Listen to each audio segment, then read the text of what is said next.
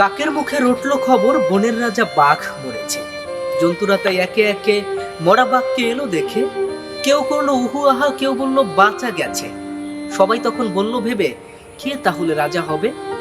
শিয়াল শুনে চুপি চুপি মাথায় দিয়ে গাধার টুপি, লাফিয়ে উঠে সিংহাসনে বলে উঠল হুক্কা হুয়া রবে, সে নাকি রাজা হবে। ভালুক বলে, ওই বেয়াদব, ওখান থেকে নাম এক্ষুনি। রাজা হব এই কথাটি ফের যদি তোর মুখে শুনি, একটি চড়ে অক্কা পাবি, হুক্কা হুয়া ভুলে যাবি। আরে বাঘ নেই তো ভালুক আছে, বাঘের পরে আমার দাবি। নেকড়ে বলে, দিব্যি আছো, করবে তুমি ভালুক নাচো, আর সিংহাসনে উঠে ভাবো তুমি বুঝি রাজা হবে। ওরে আমি হলাম বাঘের পিসে, আমার দাবি কমটা কিসে? হায়না বলে, হাসাস নে আর। হায়না বলে, হাসাস নে আর, কোথায় পিসি তার ঠিক নেই, আর উনি এলেন রাজা মশাই। ভগার দিয়ে নেংচে চলিস, রাজা হব তুইও বলিস।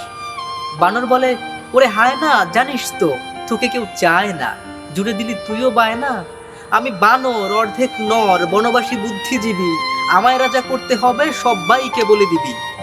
শুয়োর বলে, বাদরামি রাখ, গাছে আছিস গাছেতেই থাক, আমি যখন গো ধরেছি আমায় রাজা করতেই হবে। সবাই যখন চেঁচামেচি বন্তল পার হুট্টো বলে, তখন বাদুর উঠলো বলে, ঝুলে ঝুলে দেখছি সবই। শুনতে কি পাচ্ছিস কেউ? ওই দূরেতে ডাকছে যে ভেউ, আর একটা যে এসে গেছে।